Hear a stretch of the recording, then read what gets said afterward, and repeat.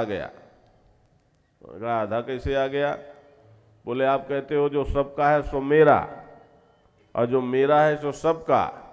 तो आधा वेदांत मुझे समझ में आ गया कि जो सबका है सो मेरा, और आधा न समझ में आया और न मैं समझना चाहता हूं। मैंने कहा वो क्या कि जो मेरा है वो सबका, ये समझ में नहीं आया और न मैं समझना चाहता हूं। सबका तो मेरा है, मैं मान गया। ऐसे ऐसे भी चालाक है महाराज। तो मम मम मम मेरा, भगवान कहते हैं निर्ममः। यहां व्यवहार में मेरा कहो, लेकिन मेरे में जो आसक्ति है, मेरे में जो बंधन है, मेरे में जो ब्लाइंड अटैचमेंट है, उस अटैचमेंट में जो ब्लाइंडनेस है उसको छोड़ दो। अंधी आसक्ति से मुक्त, केवल धर्म कर्तव्य के पालन की दृष्टि से कोई मेरा है कोई तेरा है, चले कोई बात नहीं, लेकिन तुम ये जानते रहो कि वास्तव में सब में एक मेरा कृष्ण ही है, मेरा राम ही है, मेरा शिव ही है, ब्रह्म ही है, आत्मा ही है, सत्य ही है। कुछ भी कहो। तो नारायण भगवान कहते हैं पहले तो सभी कामनाओं से विहाय मुक्त होना पड़ेगा। अब कहो तो संसार में न रहे, अरे रहो बाबा, कौन मना करता है।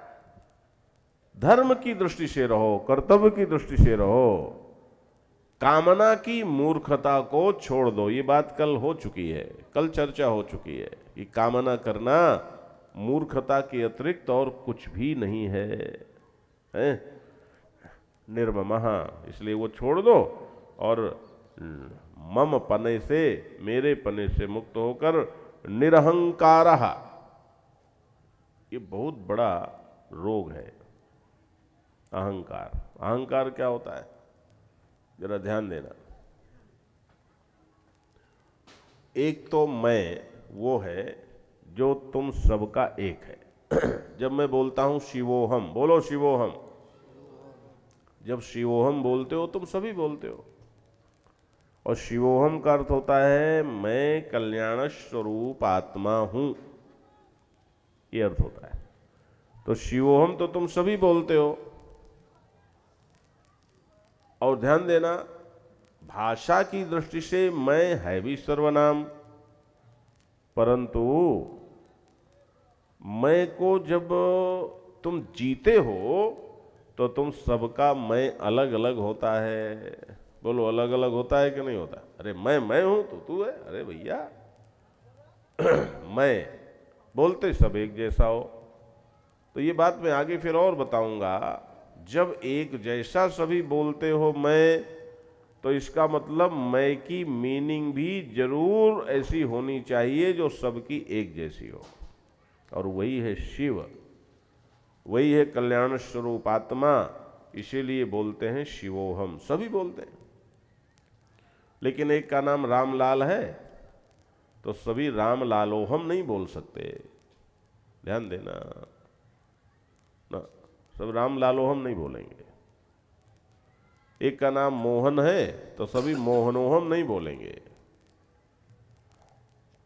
मैं सभी बोलेंगे, शिवोहम सभी बोलेंगे। तो यह जो तुम्हारा मैं है, ध्यान से सुनना, जिसके कारण टुकड़े टुकड़े हो जाता है, तुम्हारा मैं जिसके कारण सबका मैं एक है, वो है शिव, शिवोहम इसीलिए बोलते हो, वो सत्य है। और तुम्हारा मैं जिसके कारण टुकड़े टुकड़े हो गया, मैं सबका मैं अलग अलग हो गया, वो अहंकार है। सीधी सी सरल से सरल व्याख्या। यदि मैं अलग अलग है, अलग अलग अनुभव करते हो, तो देख लो कि तुम्हारे मैं में कौन कौन सी चीजें चिपक गईं,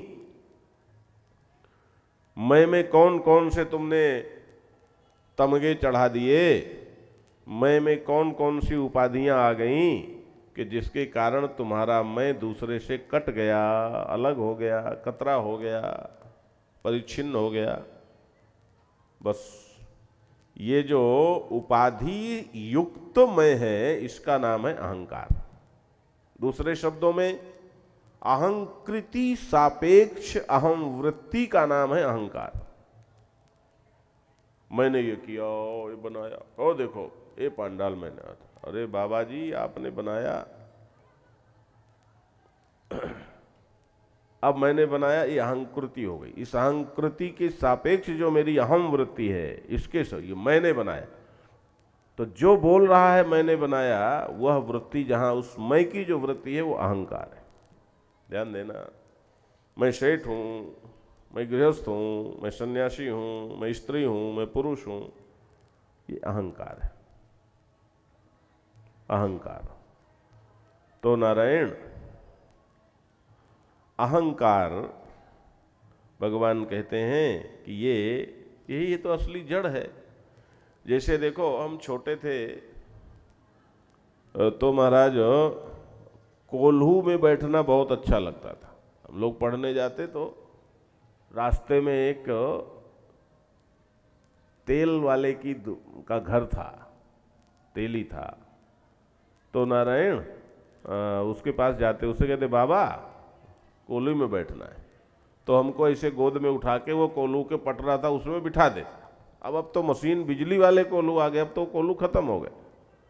लेकिन उसके यहाँ क्या था कि वो एक कोल्हू लगा रहता था, पटरा रहता था, बैल रहता था, और वो बैल चारों तरफ घूमता रहता, घूमता रहता, घूमता रहता, घूमता रहता। बेचारा सुबह से शाम तक घूमता लेकिन कहीं पहुंचता?